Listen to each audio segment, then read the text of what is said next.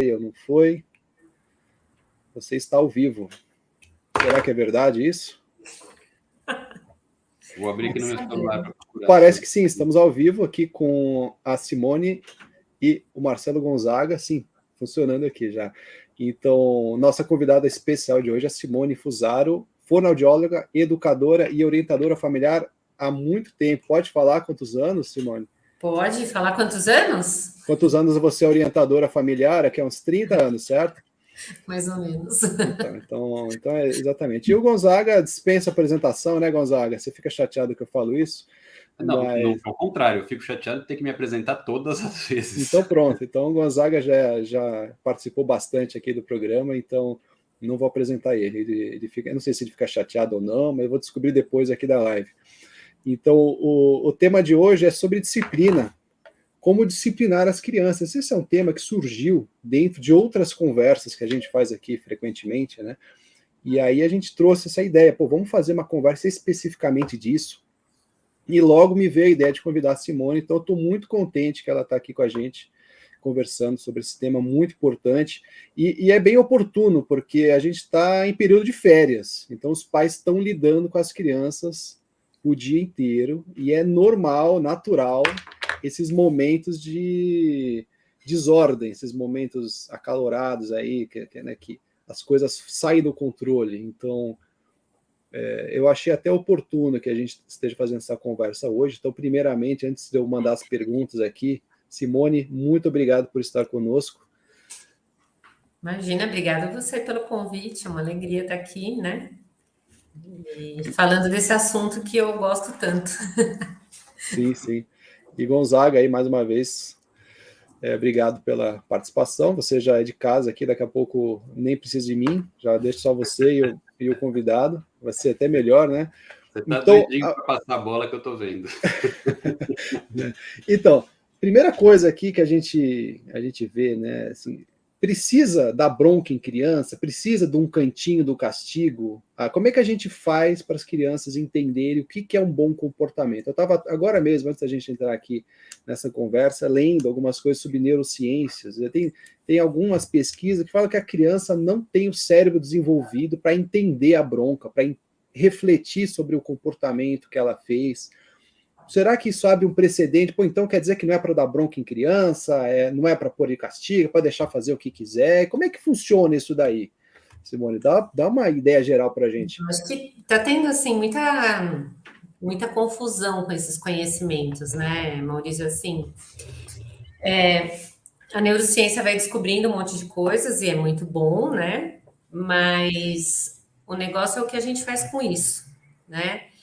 Então, realmente, a criança, ela não tem uma criança pequena, né? Vamos pensar criança de 0 até os 6 anos, mais ou menos, ela não tem uma racionalidade tão estruturada como a nossa, lógico. Ela tem uma racionalidade que tem outras características, né? Então, não tem temporalidade, não tem lógica, né? Por isso que a criança conta histórias mirabolantes, né? Eles inventam umas histórias e você fantasia lá junto com eles, porque justamente eles não têm essa racionalidade que pressupõe uma temporalidade, uma lógica mais adequada, uma estrutura. Sim. E sendo assim, o que acontece? Eles não vão entender de fato se você for lá e fizer um discurso sobre aquilo. Né? Então, se você chega para a criança e falar, isto não pode por causa disso, você é mais ou menos assim, olha. Isso é uma coisa que aqui em casa, às vezes eu dou bronca nas crianças, né? E depois, no dia seguinte, o que você entendeu da bronca que o papai deu? Eu falei assim, eu não lembro, eu só sei que você estava bravo. Isso, ótimo, é isso mesmo. Ele só lembra, eu lembro que você estava muito bravo, mas eu não entendi nada que Mas você olha falou. Mas olha que legal, ó, eles mesmos já te falaram, né? Então, quer dizer, o que é que mostra para a criança se a coisa foi certa ou se foi errada?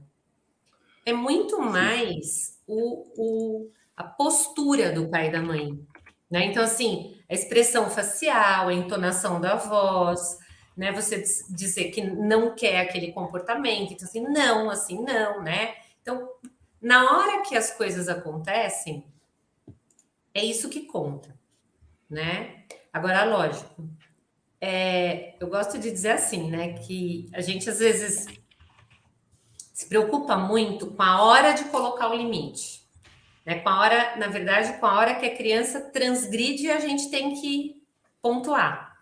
Mas educar é antes. Entendeu? Educar é antes disso.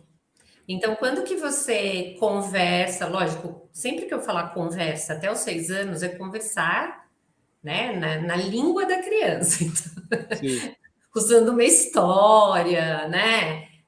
Falando com muita simplicidade, dando exemplo prático, né? Então, isso a gente faz antes, a gente tem que prevenir essa situação. E não achar que só corrigindo é que eu vou educar a criança. Né? A correção, ela é só para retornar o carrinho na rota, né? Mas a gente tem que colocar o carrinho ali no trilho antes da desobediência acontecer. Tem que ter uma estratégia no dia a dia, na situação normal, uma outra estratégia quando as coisas saem do normal. É mais ou menos isso? Você tem que ter uma estratégia, eu gosto de usar assim, preventiva, e depois você tem uma estratégia corretiva. Né? Então, a educação, ela é feita na prevenção. Eu preciso dizer para a criança o que eu espero dela. Né? Então, eu preciso orientar essa criança antes de cobrar. O que eu percebo muito é que, assim, surpreendentemente, muitos pais esperam que a criança haja bem em situações onde ela nunca foi orientada. Nossa, é óbvio que não podia ter batido. Não, não é. Para a criança não é óbvio para nós, né? Mas para a criança não é. Se ela está com um problema ali, ela vai e bate para resolver, que é o recurso que ela tem. Né? Perfeito.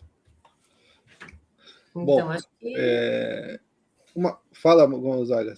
Tem muita coisa legal que a Simone já colocou. Eu queria só reforçar algumas coisas, porque eu sempre acho que elas nunca são ditas o suficiente, por mais que elas sejam repetidas várias vezes, né? E uma delas é justamente essa questão da educação, é muito importante. A educação sempre tem que ser feita antes. Quando há a transgressão, isso é um sinal da ineficiência da educação que foi colocada, né? Ela falhou. Ela falhou por quê? Porque ela não foi clara, é uma das alternativas, porque a criança não teve tempo suficiente para consolidar aquele conhecimento, porque isso, gente, demora, né? A gente fica com a impressão de que a criança tem uma mentalidade muito próxima da do adulto, né? Que revela uma fragilidade no nosso trato com a criança. Muitas vezes parece que o que os adultos estão querendo fazer é acelerar o desenvolvimento da criança, que nem o pintinho, né, que fica com aquela luz em cima para que ele se desenvolva com mais velocidade. Não funciona exatamente assim, né? E que a criança rapidamente tenha respostas mais maduras e mais autônomas, sendo que ela não está na idade disso ainda. Né? Então, a gente fica cobrando muito da criança, a gente joga uma responsabilidade nas costas dela que ela não tem a menor condição de sustentar. E aí vem a cobrança, né? Essa cobrança de certas obviedades, de certas sutilezas que a criança não tem como perceber. A briga, né, quando vem com uma explicação causal muito complexa, você vê o olho da criança vidrado, né, como se ela tivesse aquele peixe na peixaria, né, que ela fica assim, você fala, não tá nem prestando atenção. Nem tem Nárnia. Isso, mas o que ela está sentindo? Ela está sentindo o peso que você está colocando, né, porque ela percebe, a questão da percepção da leitura corporal dela é muito boa, né, da percepção do sentimento dela ali é precisa, ela sabe que você está bravo. Né? Então fica aquela ladainha de meia hora, uma hora, tem gente que, né, tem talento para ficar ali na briga, né? E a criança, ela vai ficando como se ela estivesse sendo oprimida mesmo. Aquilo ali é um tipo de castigo parecido com o castigo físico para ela.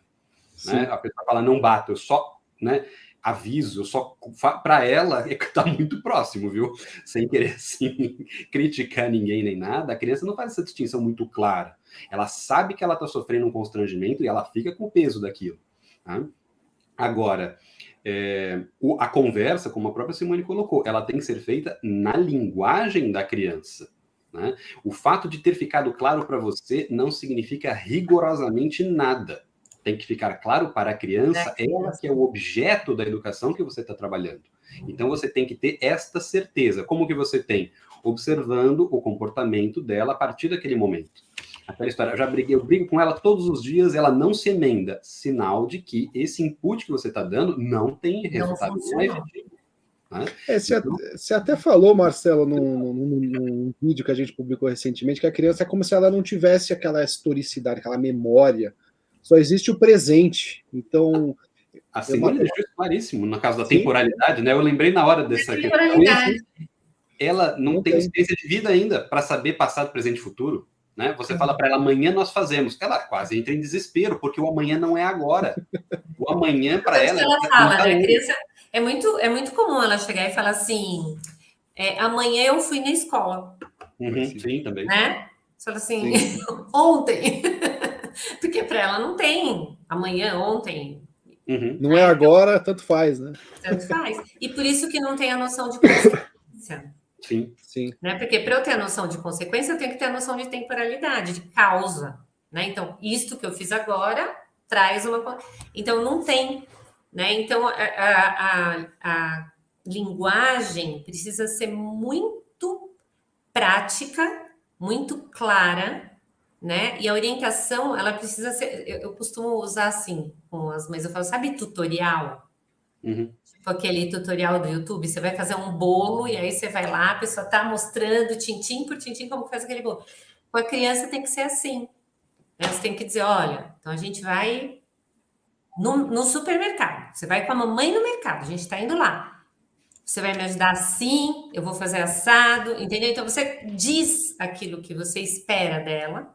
Sim. Já dá uma tarefa. Né? Porque mesmo ela sendo pequenininha, ela adora uma tarefa. A criança gosta dessa. Né? Então, você vai pegar o sabonete, entendeu? E ela tá ali entretida com aquele objetivo e tal. Agora, você leva uma criança para o mercado. Ela mal sabe que está indo para o mercado. Ela sabe que ela está indo com a mãe só. Ela não sabe para onde ela está indo. Bom, é uma oportunidade enorme de acontecer um monte de coisa que você não gostaria que acontecesse.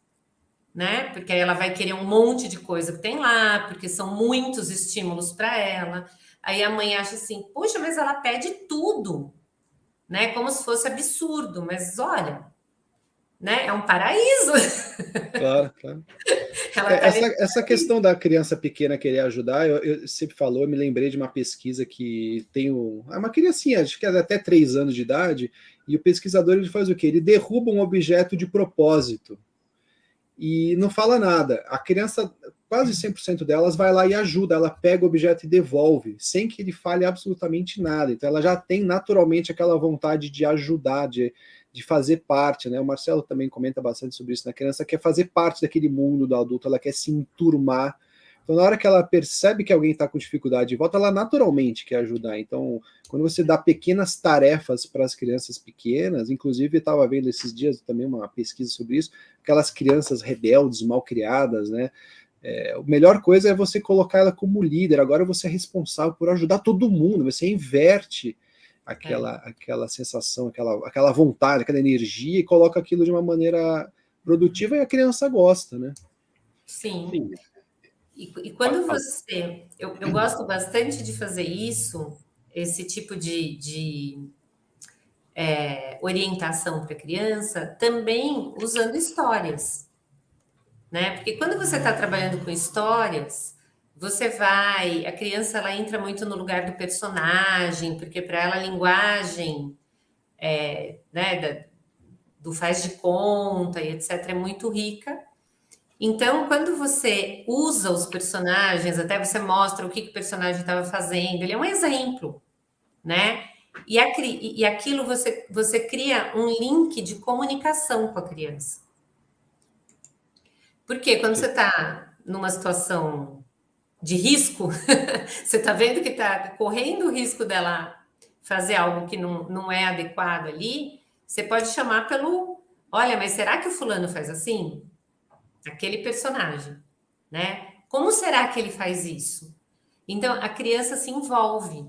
Então, muitas vezes, esse jeito, sabe? Esse traquejo de você orientar a criança antes da situação é que está faltando para os pais.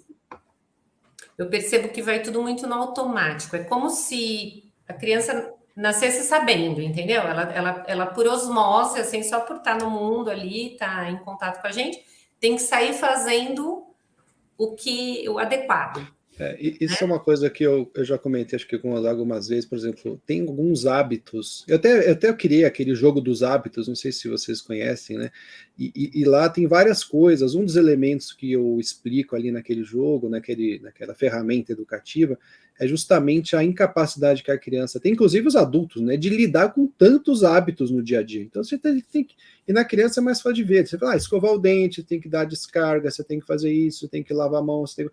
Tanto que são 70 hábitos diários. São coisas que a gente faz no dia a dia. É muita coisa, né? Então, eu fico até, assim, com a cabeça de educador, observando os meus filhos, a dificuldade, quantos anos leva para a criança usar o banheiro e apertar o botãozinho da descarga. É um negócio tão simples.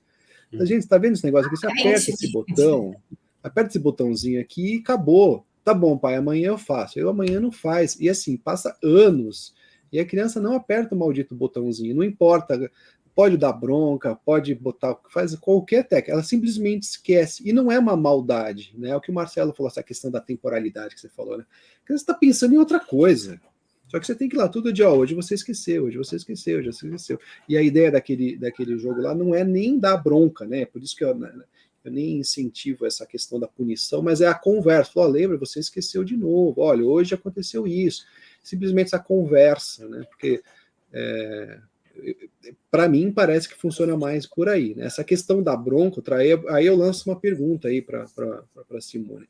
Eu vejo mais frequentemente essa questão da bronca, pelo menos me parece que é mais para o pai e para a mãe, é mais uma necessidade do pai de dar aquela bronca do que realmente a criança estar precisando levar aquela bronca, ou receber aquela chamada de atenção. Então, porque o que acaba acontecendo? No momento do descontrole, a criança está em algum momento de descontrole emocional, é normal que os pais também entrem em descontrole emocional, perde a paciência com a criança.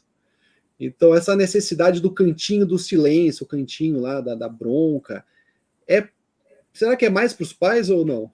Olha, os cantinhos, eu pessoalmente não aprecio muito nenhum cantinho assim, já pré-determinado, né? Eu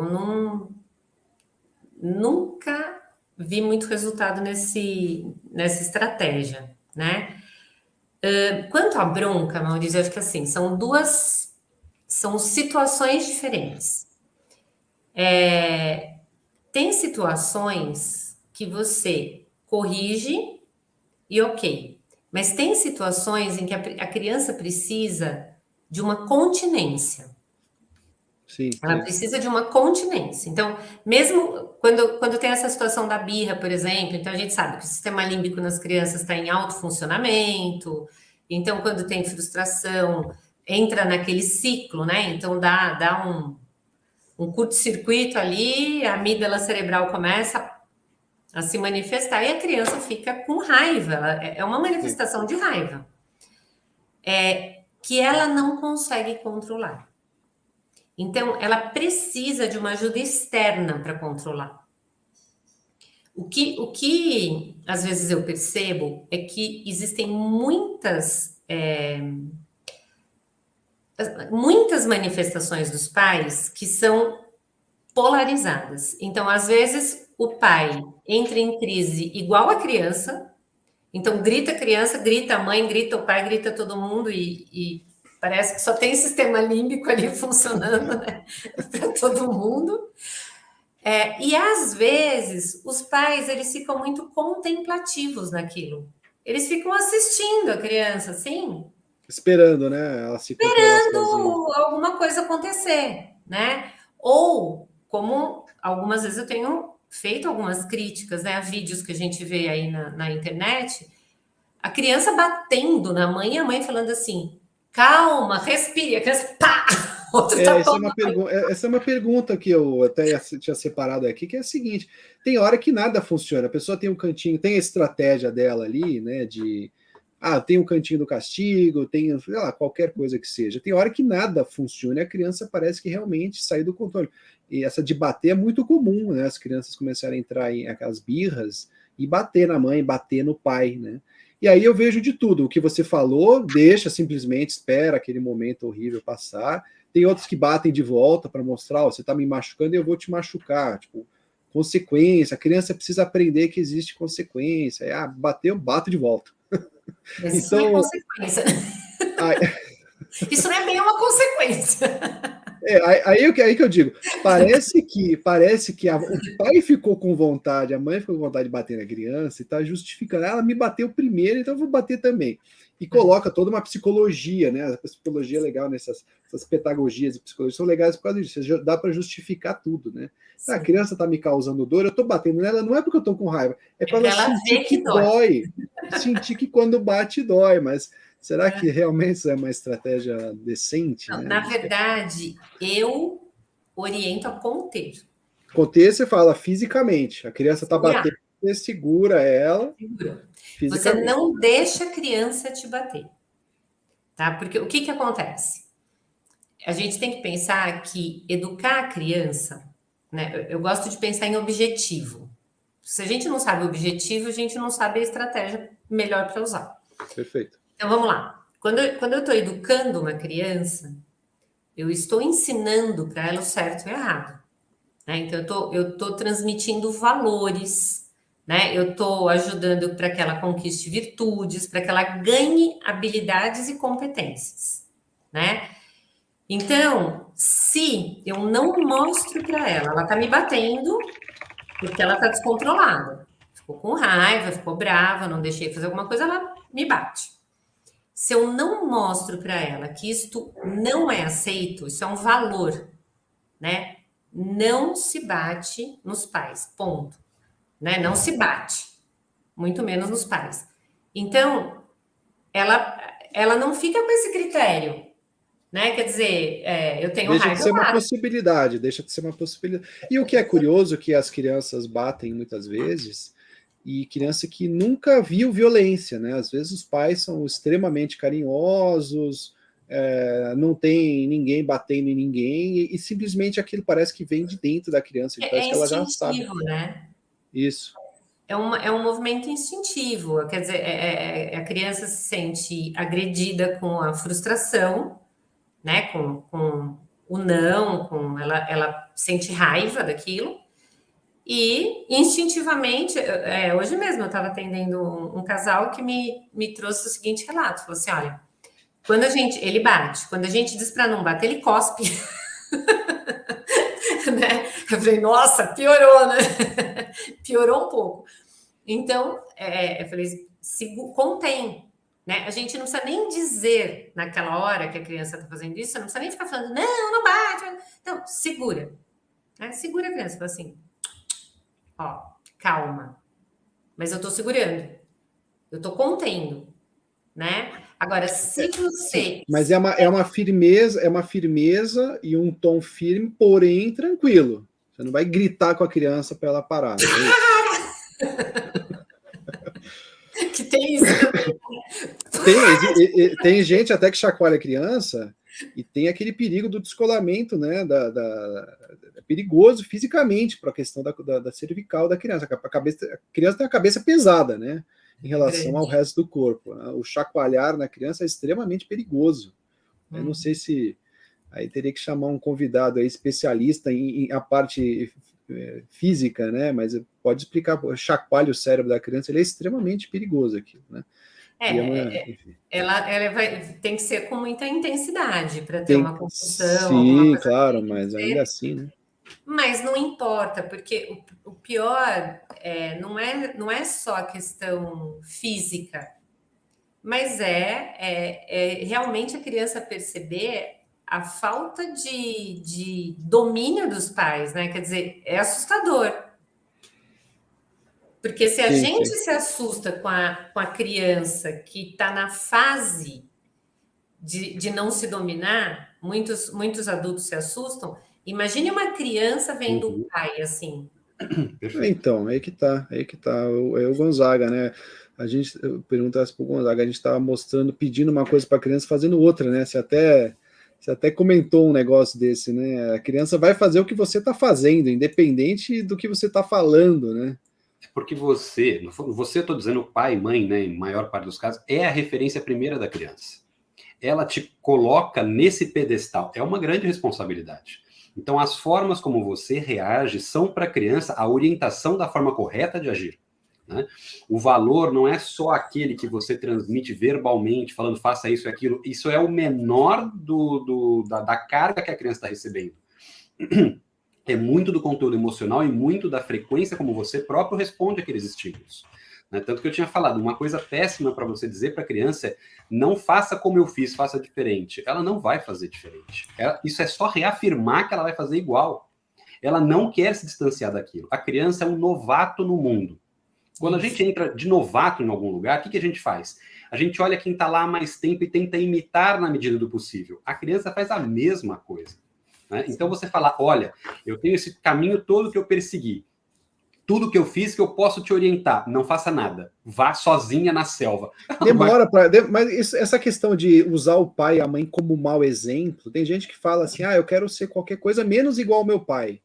Tem gente que faz esse raciocínio, mas é só depois, quando já cresceu, né? Mas não é criança. Então, aí quando já é maior. Sim, mas a pessoa fala assim, eu quero ser um pai diferente do meu. Tem gente que fala isso, né? E ó, mas aí já normalmente, a criança que escuta isso, escutou isso de outras pessoas durante muito tempo, muitas vezes. Né? Que seja, por exemplo, porque em briga de família muitas vezes acontece isso, a criança é usada ali como um objeto de chantagem, né? Então, para você, por exemplo, um dos lados, ele quer ter aquele desafogo emocional, ele usa a criança como se a criança fosse um adulto que está enxergando a situação desde fora e pode ajudar a pessoa a se acalmar. A criança é uma vítima nessa história. Né? Então, no caso, né, o casal que briga entre si, e eles vão jogando na criança toda essa carga, a criança não tem para onde correr. Né? Ela, sim, está sendo muito mal tratada nesse sentido. Então, uma outra coisa que também é importante na questão da desobediência é consistência. Sim. Né? A criança não sabe o que é realmente importante e o que não é. Isso é uma coisa que nós temos, em alguma medida, hein? Vou dizer ainda. A gente tem, assim, porque a gente já fez muitas vezes. Se for perguntar, fala aqui, né? Faz uma lista de todas as coisas que você sabe mensurar com clareza, que você sabe dar. É muito pouco. A gente faz muita coisa por repetição, por hábito mal formado, inclusive. Então, a criança não tem condição de fazer isso. Então, num dia, ela toma uma atitude, faz uma escolha, o que quer que seja. Você não briga, não fala nada. Você pode ter achado ruim, mas você não falou nada. A criança não sabe que você achou ruim.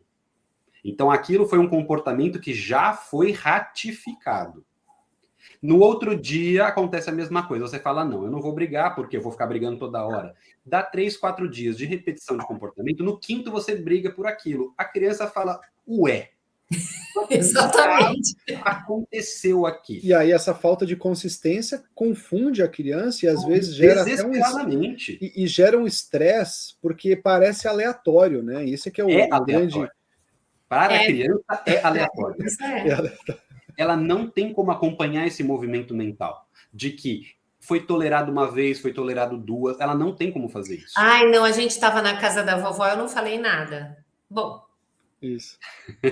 E tem uma questão, né? Que às vezes o pai deixa e a mãe não deixa, mesmo morando juntos, né? Então o papai deixa. E aí isso acontece, a criança vai tentando. Mãe, posso comer chocolate? Falou, não, deixa eu perguntar se o pai deixa. E às vezes o pai deixa, já começa a ver, opa, peraí, dá para arbitrar aqui, né? A criança já começa a fazer o trade ali, né? O Gonzaga falou um negócio muito legal que eu queria só complementar a ideia. Ele falou assim, que a criança coloca o pai e a mãe num pedestal, né? Olha como existe uma sabedoria na natureza, né? Uma sabedoria muito grande. A criança, quando ela nasce, ela só existem os pais, porque só existe a mãe. Isso. Né? Desculpem vocês dois. Mil perdões. Eu falo que o pai só vira pai quando a criança tem uns 6 meses. Até lá não existe o pai, só existe a mãe. Tem a mãe, que é ela junto, né? Ela e a mãe são uma só, e tem aquele que não é a mãe, porque o resto não é nem nada. Não é nem nada. Então, nem assim, existe, né? Porque a mãe, o vínculo é simbiótico ali, né? Então, sim. Ela e a mãe. E a mãe, nossa, né? Eu tenho uma netinha aqui de 7 meses, ela olha, minha filha derrete. né? Então, assim, você fala, é isso, né? É a mãe, o pai, depois entra o pai. Isso, esse vínculo tão forte, esse apego que existe aí, coloca os pais numa posição de autoridade sobre a criança. Então, a autoridade dos pais sobre a criança, ela acaba sendo, neste momento inicial da vida, nesse momento só, algo muito natural. Porque a criança olha para os pais para receber deles um tutorial, uma orientação, uma direção.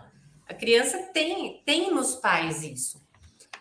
E se os pais vão exercendo esse papel de realmente orientar e vão fazendo isso com coerência, etc e tal, eles vão conquistando cada vez mais essa posição de autoridade. Porque aí você, sendo coerente, sendo presente, sendo assertivo, a criança vai se consolidando para a criança essa posição de autoridade. E quem que é a autoridade? A autoridade é como o Marcelo falou, olha, a criança é um estrangeiro aqui. Não fala a nossa língua, não conhece a geografia, não conhece o clima, não conhece nada. Eu, que já moro aqui faz tempo, que já andei por esse lugar, vou dizer para ela, olha, né? Aqui tem que usar tal blusa, aqui tem que fazer tal coisa. Vou dando toda essa informação para a criança e vou formando essa criança. Então, quando os pais assumem essa posição, a coisa tende a andar bem. O problema maior é que eu vejo que hoje tem muitas teorias, que dá para a gente falar assim umas 10 em 2 minutos, que engessam os pais. Né? Como a autoridade está em crise nesse mundo, só de falar a palavra autoridade, os pais já arrepiam. A gente não pode ser autoridade. Né? Imagina tirar a liberdade da criança. Como que eu vou tirar a liberdade da criança de escolher? O que ela... Não, outro dia eu ouvi assim, eu tenho que deixar a criança ser quem ela é. Eu falei, mas quem ela é? Seja lá o que significa, não dá nem para saber. Quem ela é com 3 meses, com 6 meses? Quem ela é? Né? Quer dizer, ela ainda está... A personalidade, quer dizer, quem ela é, está se formando ainda. Né? Eu não posso, não tem como eu dizer, não, ela vai escolher. E nos mínimos detalhes, né? Se formando nos mínimos detalhes. O Gonzaga comentou no curso sobre filmes, né? Que os filmes infantis, eles são feitos para os adultos se divertirem junto com as crianças, né? E até comentou que algumas passagens são engraçadas, mas é engraçada para adulto, e as crianças não entendem. E até hoje mesmo, agora, na janta, estava jantando aqui com as crianças, e aí eu tava brincando, que às vezes eu faço uma brincadeira, uma piada, meu filho não entende, mas ele ri. Eu falei, se você não entendeu, por que você está rindo? Ele fala, eu estou rindo porque você está rindo. E eu vou achar graça do que meu pai acha graça. Então tá aí a síntese, juntar tudo isso aí. As crianças tendem a achar engraçado aquilo que os pais acham engraçado. Então, às vezes, uma brincadeira, você tá ali rindo de alguma coisa que aconteceu na televisão, viu alguma coisa, riu, a criança tá atenta a isso. Eu vou rir igual meu pai. Vamos nesse nível de detalhe, né? Vamos piorar a situação. O que o adulto acha engraçado, muitas vezes, é um monte de atitudes que ele não permite que a criança tenha. Porque é outra situação. Tá? Então, se não me engano, o exemplo que eu tinha dado no curso era o do Shrek, não foi? Foi do Shrek, foi sim. E tem lá no momento que ele tá lá tomando banho de lama, ele solta um pum, né? Aí ele fala melhor para fora do que para dentro. Aí a pessoa ri, porque é uma piada. Aí a criança acha lindo. E o que ela quer fazer? Ela quer ver esse sorriso na cara do pai e da mãe dela. Ela quer ser o motivo da atenção, o motivo que causou aquela graça. Então ela vai fazer o pum na frente de um monte de gente. E aí o pai vai dar uma bronca. E ela vai ficar perdida, vai falar, mas o que aconteceu? Por que ali funcionou e aqui não funcionou? Adivinha o que ela vai fazer? Ela vai tentar de novo, porque a primeira impressão dela foi muito forte. Ela não vai se Aí a segunda vez o pai não fala nada, né? Aí na terceira vez alguém ria, na quarta vez ninguém fala nada, e fica aquela bagunça, né? Aí fica essa doideira, entendeu? Para ela é muito difícil lidar com isso. Então, a gente estava falando, deixa eu só voltar um pouquinho, né, para depois eu retomar aqui, da questão da consistência, né? A consistência é importante porque dá para ela essa noção do que deve realmente ser feito. né? Quando você tem essa consistência, essa clareza, inclusive, a criança ela é muito mais dócil a obedecer, porque ela percebe que não há mudança. É aquela história, sempre vai acontecer isso. Não é uma questão só de causa e consequência, é quase que um amestramento, né? Então, não há dúvida para ela, não há aquela zona cinzenta. A criança ela faz muitos testes, isso é normal, natural e desejável.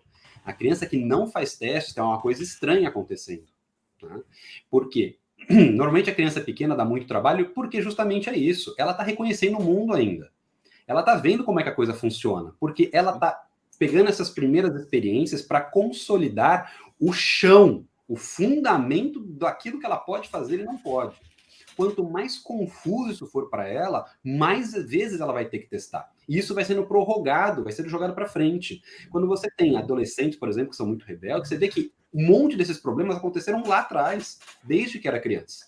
Né? Normalmente, quando não dá problema no começo, que é porque a coisa foi muito, assim, engessada ou muito rígida, por uma série de motivos, vai dar problema depois, porque esses testes precisam ser feitos. Não dá para pular etapa. Né? Essa etapa depois vai cobrar o preço. Melhor fazer a experiência enquanto é criança, e essas experiências têm que ser dosadas. Justamente, a forma como você também lida com a proibição interfere, porque a criança vai tendo noção de hierarquia nesse sentido. Numa coisa você faz só um reparo, e esse reparo é consistente. Na outra coisa você já faz se impõe de uma forma um pouco diferente, como nesse caso, por exemplo, de bater. O fato de você segurar, que é uma atitude que você não toma com qualquer coisa, você toma só em casos absolutamente necessários. Para a criança, fica o quê? Claro, aqui eu não posso entrar. Eu acabei de descobrir o limite intransponível. Agora, se você faz isso toda hora, é o seguinte, se tudo é proibido, significa que nada é proibido. Nada é proibido. Essa relação tem que ficar clara. O adulto, quando vai fazer a admoestação, quando ele vai dar a briga, a bronca, o que quer que seja, ele tem que saber disso.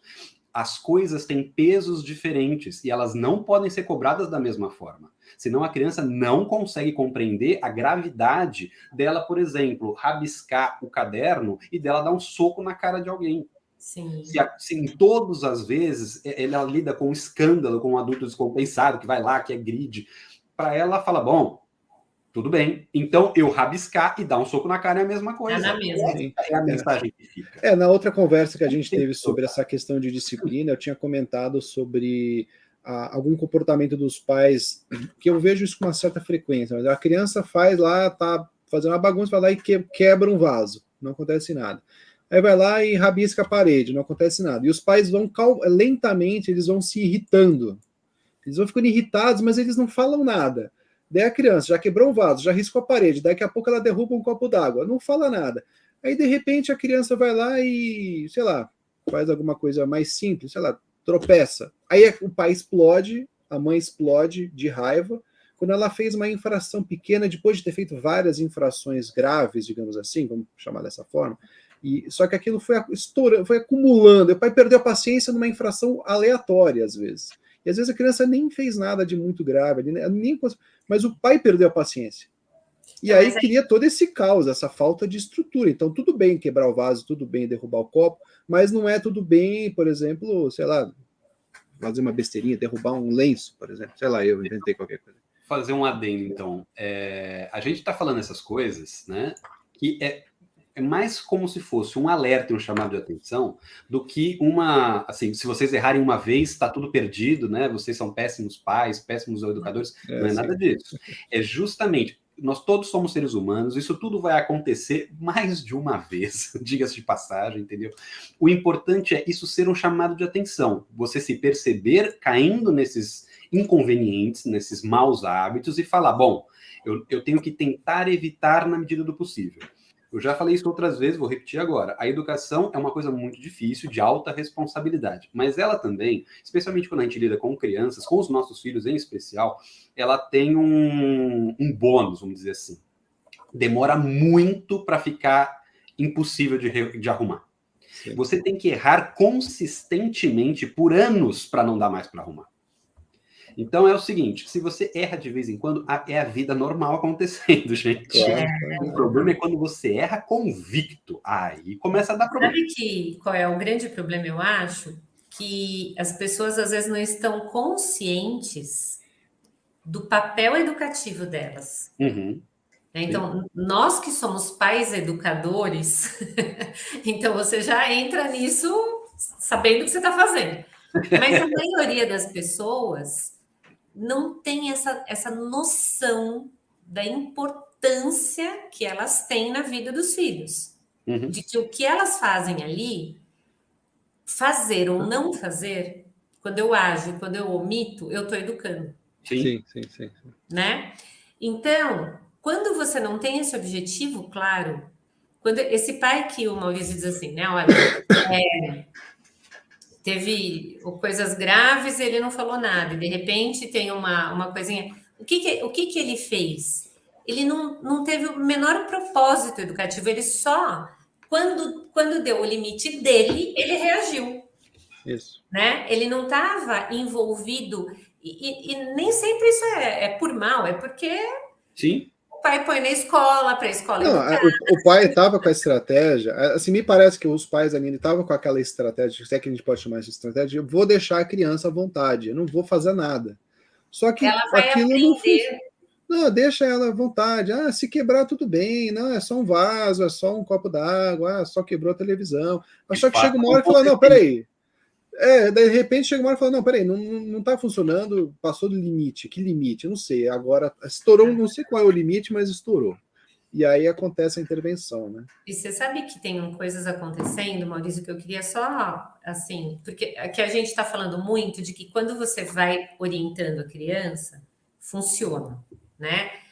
É verdade, na maioria das vezes, mas a gente também não pode esquecer que tem crianças mais difíceis. Né? Então, tem temperamentos mais fáceis, temperamentos mais difíceis. Sim. Tem crianças que elas têm uma capacidade de teste que é invejável. Né? Então, elas ficam ali testando. Né? Se a gente tivesse a persistência que elas têm para educá-las, nossa, seria uma maravilha. Porque tem criança difícil mesmo. E tem acontecido muito, né? Que vocês dois aí já falaram disso. Olha, o que a gente vê hoje? A adolescência, né? Eu fico de cabelo em pé quando eu escuto falar, olha, agora a adolescência vai até os 30 anos. Meu Deus do céu, né? Daqui a pouco a pessoa sai da infância para a velhice, né? Porque não tem mais, né? É isso, não amadurece.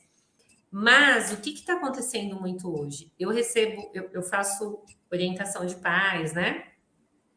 Então, assim, coisas do tipo, crianças de 6, 7 anos que não deveriam mais ter essas reações tão impulsivas, que elas já teriam que ter uma capacidade de autodomínio, de autorregulação muito maior.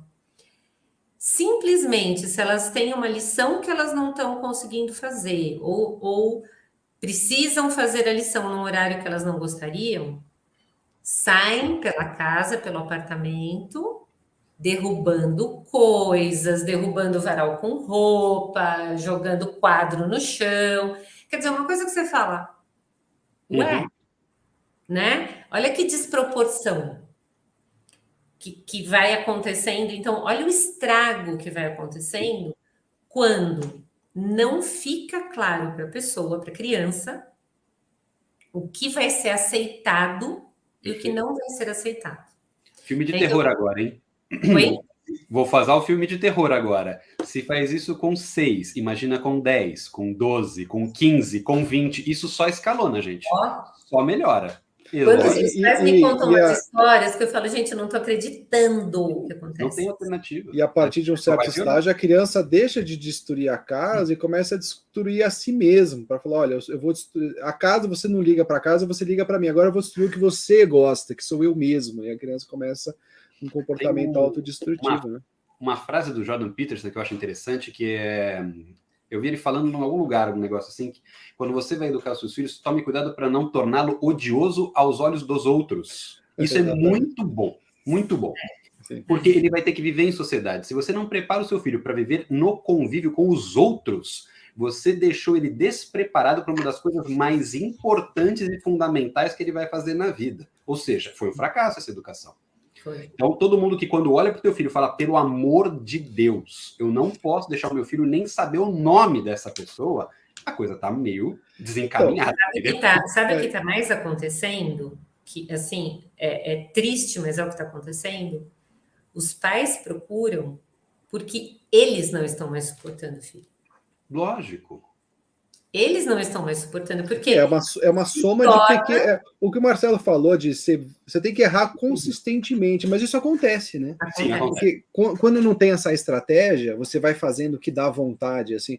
É igual... Eu escrevia muito código de ética quando eu trabalhava no mercado. Assim, código de ética... Cara, para que você vai escrever isso? É só usar o bom senso. Então... Todo dia você tem o bom senso. Não, o bom senso hoje me diz para dar bronca, amanhã o bom senso fala, não, ele está cansado, tudo bem. E aí, aquele bom senso é uma desculpa para não usar estratégia nenhuma. Mas a pessoa que fala isso não tem bom senso. Não tem bom senso. A Simone falou um negócio que é importantíssimo, que ela estava falando da liberdade da criança. Essa história de deixar a criança livre é ridículo, de um nível assim, difícil de mensurar, porque prestem atenção, não tem ninguém que seja menos livre do que uma criança. Ela não tem liberdade nem de viver sozinha, ela morre, entendeu? A educação propriamente bem feita, ela liberta, ela não aprisiona, ela dá condições da pessoa ter escolhas. A criança é uma vítima do próprio corpo, muitas vezes. Todas essas reações que a gente está falando aqui, em grande parte, é porque ela não tem maturidade física para fazer as coisas. O problema é que, se isso não for efetivamente educado, esta prisão permanece para sempre. Ou seja, essa tal da educação para a liberdade é uma prisão, é uma maldade, uma crueldade. Então, cuidado com esses termos, né? Muito na moda, porque às vezes eles não revelam o que eles estão fazendo de verdade. Então, a educação propriamente dita, ela só tem uma possibilidade de funcionar, que é libertando. A pessoa, ela tem condição de escolher. Uma pessoa que é vítima dos próprios prazeres, das próprias emoções, do próprio corpo, ela não tem liberdade para nada, rigorosamente nada. Mas é aí que tá, né? Você falou uma coisa que eu vivo dizendo isso para os pais, tanto que eu tenho uma aula que eu dou que é exatamente assim, olha, que a autoridade dos pais é o berço da liberdade dos filhos. Lógico, perfeito. Né? Então, eu sempre falo isso, falo assim, enquanto você não usar a sua autoridade, você não forma uma pessoa livre. Porque você é exatamente o contrário do que as pessoas pensam. Falando, você está sendo, porque não é autoritário, você está sendo uma autoridade, você está tirando a liberdade do seu filho. Não, você está dando liberdade para o seu filho. Sim. Agora, o que acontece hoje, e que eu acho já um grande é uma consequência que a sociedade está colhendo já, né? Muitos pais já são frutos desta educação Sim. que onde não teve autoridade para formar. Então, eles não conseguem não fazer aquilo que dá prazer para eles. Perfeito. E aí, quando você não consegue, você não consegue se pôr a serviço do seu filho. Sim. Porque você exercer a autoridade é um ato de serviço. Sim. Não é fácil. É mais fácil deixar a criança fazer o que ela quer. Perfeito. É mais fácil. Só que o meu serviço, a minha função, a minha missão na vida dessa criança é outra. E se você se coloca como autoridade, esse ponto de apoio emocional para a criança, quando ela se sente desconfortável com ela mesma, que acontece o tempo todo, né? Essa vontade de birra, esse cansaço, uma irritação, ela vai passar a buscar os próprios pais e buscar aquele acolhimento, né? Então você acaba até virando um ponto de referência para buscar o conforto. É o contrário, né? Se você for rígido demais ou não aplicar regra nenhuma, for usar essa estratégia meio aleatória, a criança, pô, eu preciso de um apoio aqui, meus pais parece que não conseguem me dar aquela estrutura, aquela consistência que eu preciso. Isso faz sentido, Simone? Sem dúvida. Eu só tenho medo, sabe, Maurício? Eu acho que a gente tá vivendo uma época onde o sentido das palavras está muito deturpado. E isso é muito complicado. Por quê? Porque quando a gente fala assim, olha, que a gente precisa validar, que a gente precisa acolher, que precisa ter um vínculo bem formado com, né? Então, uma relação de apego com a mãe, com o pai. A gente fala essas coisas, por exemplo, fala de respeito, né? Então, as pessoas falam educação respeitosa, mas olha. É o pressuposto, não é? Ué! Quando eu preciso dizer que a educação é respeitosa, eu já acho esquisito. Esquisitíssimo. Porque não faz sentido. Entende? Tem que ver tem que entender o que é o respeito ali, né? Com apego, educação com apego. Você fala, ué, né? Qual que não era? Não era, mas não era. Antes não era, né? Então, a minha preocupação é essa, porque quando você diz assim, você usou um termo acolher, né? Sim. O que é acolher? Acolher não é acolher o desejo daquela criança, é acolher a necessidade daquela criança. Sim, perfeito. Então, o desejo dela, às vezes, é de se jogar lá no chão e fazer um escândalo. Aí você vai deixar ela lá. Agora, quando você fala, mas ela precisa que alguém contenha. Uhum. Tá certo? Então, ela vai resistir àquilo naquele momento que eu tô contendo. Só que é o que ela precisa, é o que no fundo vai dar um conforto para ela, por mais que ela resista. Sim. Aí aquela questão do cérebro. O cérebro tá tentando se controlar, não tá conseguindo. Você vai lá e dá uma ordem, aquilo dá aquela baixada ali, né? Depois de um momento. Né? E depois ela vai, né? Vai percebendo que, puxa, passou, né? Passou. Então, acolher é acolher a necessidade. E nós precisamos ser autoridade para perceber qual é a necessidade da criança e distinguir do desejo. Agora, o que a gente vê muito hoje é que os pais estão escravos do desejo da criança. Né? Então, as crianças têm autoridade sobre os pais. Uhum. As crianças têm uma autoridade que é admirável. Admirável. Sim. Porque elas determinam muitas coisas. Elas determinam onde elas vão comer, elas determinam o cardápio, elas determinam hora de banho, elas determinam hora de dormir. Não adianta, ela não dorme antes de meia-noite. Não adianta, ela não dorme. Eu falei, gente, mas ué, como que pode esse negócio? Né? Então, por quê? Porque os pais estão contaminados com essa ideia de que acolher, né, é fazer o que a criança quer. Ou que se você não fizer isso, ele vai ficar traumatizado. Ele vai ficar muito traumatizado, porque nunca ele pode fazer o que ele quer. Uhum. Né? Então, olha, não é nunca. Né? Nada é nunca e nada é sempre, né? As coisas têm pesos e têm medidas. Mas a gente precisa saber que a criança não tem condições de determinar muitas das coisas, né? Os pais se perderam um pouco nisso, e eu vejo que eles são vítimas também, tá? Porque eu acho que tem uma ideologia muito grande aí, né? Eu costumo falar que é tipo o ar que a gente respira. Se a gente não abrir o olho, todos nós caímos nisso.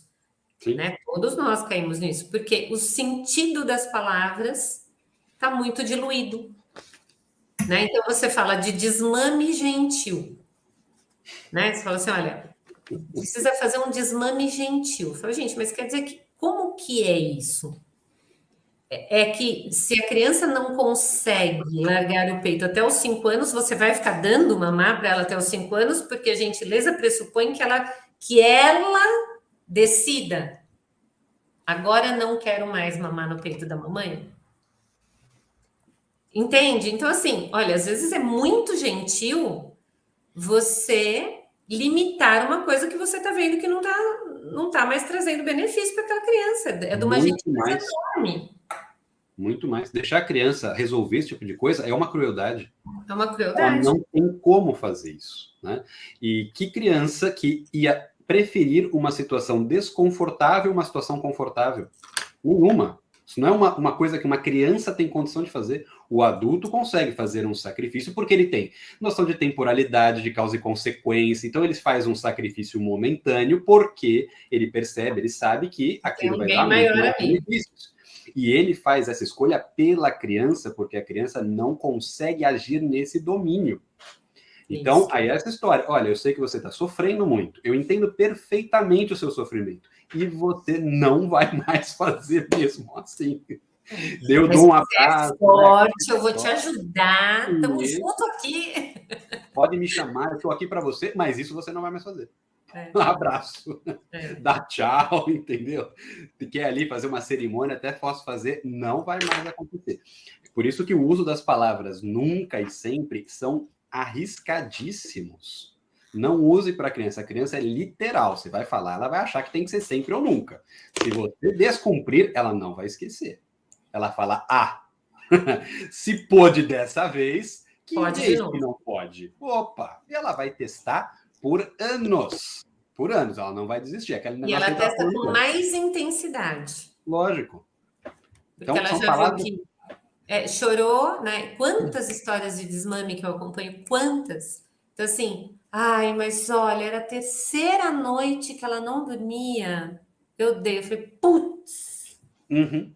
Ai, agora você conta mais umas 10 noites. Porque... É o legítimo morrer na praia. Eu falei, puxa, se eu tivesse aguentado mais umas 2. Porque vai potencializar essa capacidade da criança de pedir, né? Que a criança vai resistir é pressuposto lógico que ela vai resistir. Ela não é adulto. E adulto resiste muitas vezes, imagina a criança. Né? Agora, essa questão do desejo, eu vejo que também, como você mesmo tinha falado, acomete também os adultos e muitas vezes, o que eles fazem? A criança fazer o que quer é essa autoridade, inclusive a respeito da própria educação. A criança se educa nesse sentido. Né? O pai, a mãe, muitas vezes, eles não querem a responsabilidade dessa, que é uma ação muito difícil, e eles transferem isso para a criança que não sabe absolutamente nada. Então, eu vou deixar a criança decidir as coisas por ela mesma. A criança, como eu já falei, não decide nada por ela mesma. É tudo impulso, é tudo resposta. Né? Então, isso daí é uma transferência de responsabilidade, porque eles próprios também querem se livrar dessa responsabilidade o quanto antes. Quantas vezes eu já também, trabalhando com as famílias, não escutei um monte de coisas que os pais ali estavam convictos que estavam fazendo o melhor, e eu percebia que aquilo era só uma justificativa para eles tirarem a responsabilidade das costas deles. Acontece. As pessoas muitas vezes nem percebem, mas elas fazem. Né? Um outro caso, que agora está um pouco menos comum, né? Mas da pessoa gostar de a criança tem que me obedecer porque eu que mando, né? A pessoa tem aquele gosto pela autoridade, que obviamente que se converte num autoritarismo com muita velocidade. Né? Está ficando um pouco mais incomum, se bem que agora, né, por conta desse deslanche que teve de desobediências crônicas, a pessoa agora quer se converter no próprio Stalin, né, colocar 1000 ordens e todo mundo obedecer tintim por tintim. Vou falar um negócio. Dar ordens é uma responsabilidade terrível, terrível, porque uma ordem mal dada pode desencaminhar alguém. Obedecer, nesse sentido, é muito mais confortável. Né? Então, a posição da criança de obedecer é confortável perto da sua, que é a de mandar.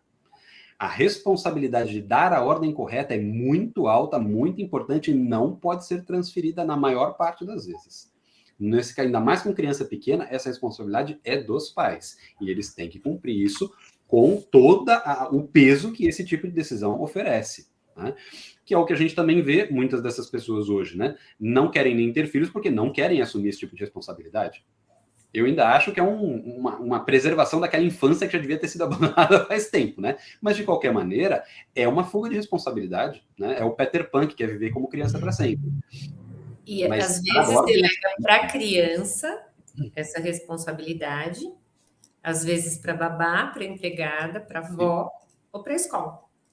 Normalmente é para a escola. Uhum. Então, e isso eu tenho trabalhado muito com os pais, né? Porque falou assim, mesmo que você trabalhe fora, a responsabilidade é sua. Lógico. Então, a ordem que está lá em casa é a ordem da mãe, a ordem do pai.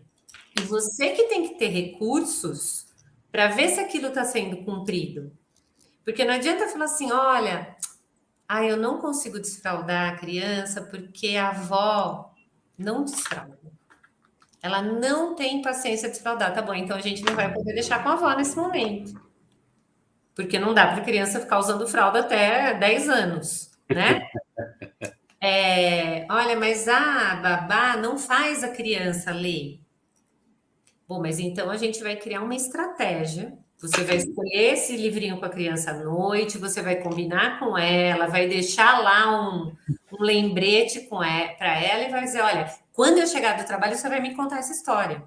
Uhum. Então, eu estou à distância, mas a minha determinação ficou lá. Sim, lógico. Né? Agora, não adianta eu falar para a babá: olha, ele tem que ler um livrinho aqui, né? Então, uma mãe me contou uma história que eu achei ótima. Olha como as crianças são espertas, né? A criança escolheu o mesmo livrinho todos os dias das outras férias. Então ela leu um só. Tá certo? Ela escolhia todo dia o mesmo livrinho. Né? Ai, olha. Bom, gente, mas. Puxa vida, né? Ela foi tão mais esperta que todo mundo, não é possível, né? Ou a criança oferece um doutorado, ou você pede para ela mudar um pouco a história, né? Então, olha, a gente precisa ter essa responsabilidade, mas isso é uma questão de ter convicção dessa missão. Sim. Né? E eu acho que hoje está muito diluído isso. Num episódio, uma vez, eu estava conversando com uma família, né? Eu estava ali ajudando, vendo como é que eu poderia fazer, né, o trabalho com a criança, e eles falaram, você não pode fazer essas coisas todas? Eu falei, olha, eu até posso, mas aí é o seguinte, quando vocês derem uma ordem para a criança e ela perguntar para mim se pode ou se não pode, vocês vão achar ruim. E vai ser exatamente o que vai acontecer. Então, eu suprir a responsabilidade de vocês vai me converter no pai e na mãe do filho de vocês. E daí eu depois não quero escutar a reclamação. Eu, particularmente, não recomendo. Não faria isso com os meus filhos, mas vocês querem fazer. Mas é isso mesmo. Porque é óbvio. E é isso que acontece na escola muitas vezes. Porque os pais, quando levam a criança à escola, eles transferem essa responsabilidade e a criança sabe disso. É aqui que você vai aprender, é aqui que é você isso, aqui que nos... Ou seja, a escola é convertida numa instituição de poder incomensurável. E ela reforça essa visão com todas as outras crianças que compartilham daquilo naquele ambiente. Ou seja, é todo um conjunto de pessoas, né, que estão reforçando uma visão de que quem manda é uma coisa alheia à família. E isso é um mau hábito que depois vai ser convertido em várias coisas. Você cria um monte de gente subserviente nesse sentido. Eles não são obedientes de fato. Eles são subservientes, é diferente. Eles não entendem o que deve e o que não deve fazer. Eles obedecem uma instituição, um poder constituído que é maior do que eles e que não é visível. Porque os pais são visíveis. Ele pode questionar e ele vai questionar. Agora, coisas abstratas, ele tem medo. Então, você cria um covarde nesse sentido, porque você não consegue se constituir numa autoridade de fato, e ele não consegue saber como lidar com uma autoridade. Ou o pai é um amigo que não tem referência hierárquica, ou é aquele que está sempre distante. A distância física, como você mesmo deu exemplo, não importa. Essa autoridade tem que ser exercida da mesma forma. Da mesma forma. Mas eu vou te dizer que eu trabalhei em escola há muitos anos, e a gente via esse movimento acontecendo assim. Antes, quando os pais tinham um pouco mais de autoridade, ou mesmo quando eles eram mais autoritários, sim, né? Eles também delegavam. Quando estava na escola, o professor podia agir. Sim. Hoje, os professores não podem mais agir. Porque os pais tiram satisfação do professor se a criança for chateada para casa. Então, não pode. Então, os pais não exercem a autoridade e ficam bravos com quem exerça. Antes havia uma espécie de cooperação família-escola. Hoje é uma competição família-escola. Exatamente. Sim, e tem as crianças que falam assim, meu pai é que paga o seu salário, né? E fala para o professor isso, né? Então, Como se falam fosse... assim para o professor, eu vou contar para o meu pai Sim, o sim. que você Eu fez. já Quer lidei com dizer, aluno assim na escola e falei, conta que eu tô doido para falar com teu pai. não, e eu já dizia assim, que eu sou bem boazinha, né? A criança fala, eu vou falar para o meu pai. Eu falo assim, não precisa se preocupar. Eu Eu falo. vou contar. Não se preocupe com isso. Esse é meu papel. Eu vou contar quando ele chegar, né? Uhum. Mas assim, e esta não autoridade, ela vai sendo pulverizada, porque o que eu vejo também muito, né? A gente que trabalha com educação, você vai em todos os lugares, parece que você tem você fica olhando, né? Uhum. O radar. Então, assim, entra na loja, a criança vai mexer onde não deve, né? Vai mexer, porque é lógico, ela Sim.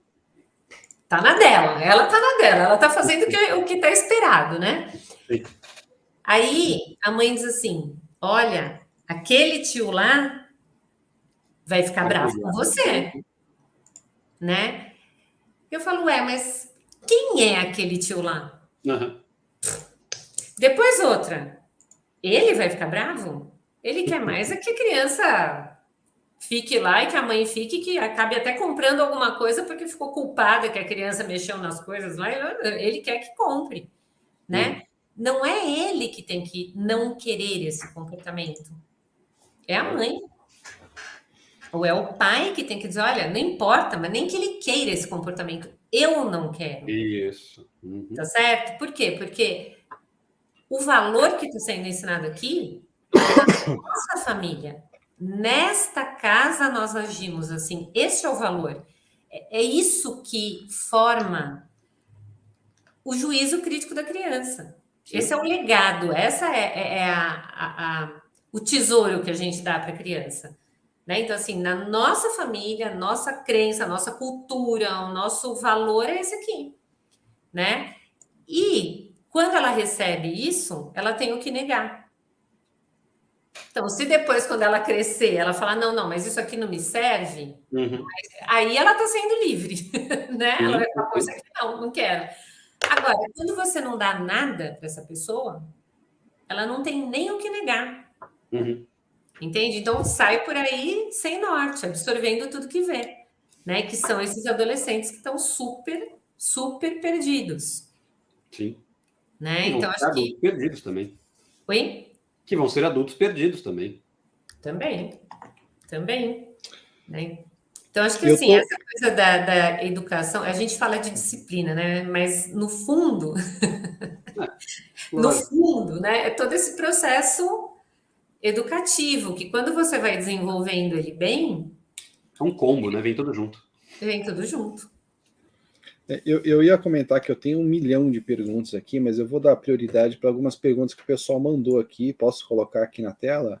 Lógico. Ó, vou dar preferência para minha esposa aqui, porque depois senão vou ter problema. Ó, ela escreveu errado seu nome aqui, ó. Silvia, Simone, tá?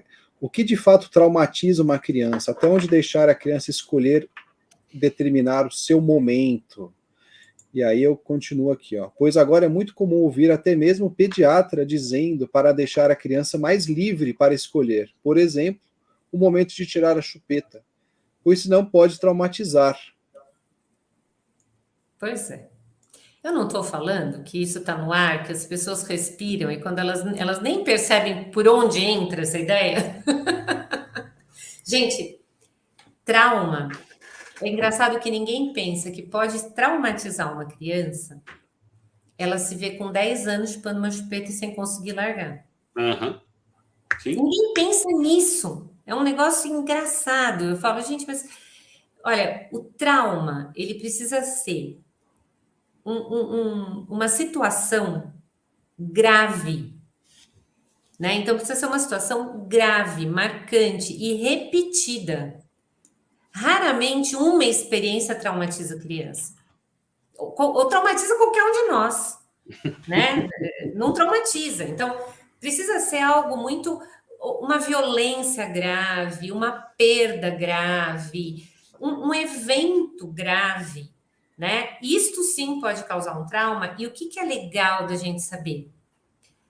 traumas não são eternos, né? Situações traumáticas, elas não, nós, pessoas, nós somos perfectíveis, a gente tem capacidade de superação enorme, enorme.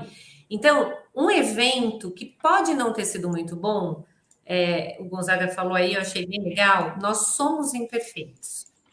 Então, eventualmente, a gente vai fazer uma bobagem ou outra, e a criança vai guardar, não vou dizer que é um trauma, mas que a criança guarda na memória, que fica uma memória ruim sobre aquele evento. Normal.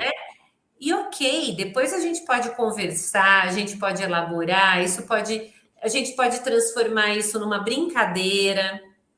Aqui em casa tem vários exemplos disso. Então, assim, as coisas vão se ressignificando, né? Agora, eu garanto que traumatiza muito mais uma criança. Ela se vê com 7, 8 anos, quando ninguém mais usa uma chupeta, ou quando ninguém mais mama no peito.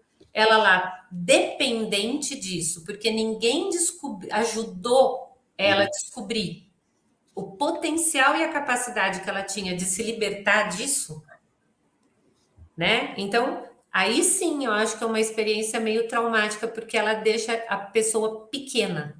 E a partir de uma certa idade, ela sente a vergonha, né? Eu não sei exatamente, a partir de uns 7, 8 anos, que a criança começa a ter vergonha disso. Antes, né? Eu não sei. Antes, eu tenho crianças aqui que eu oriento os pais que com 4 anos, eles chupam chupeta, mas com 4 anos, quando eles estão chegando perto de alguém, eles tiram e escondem. Ah, olha só, 4 anos.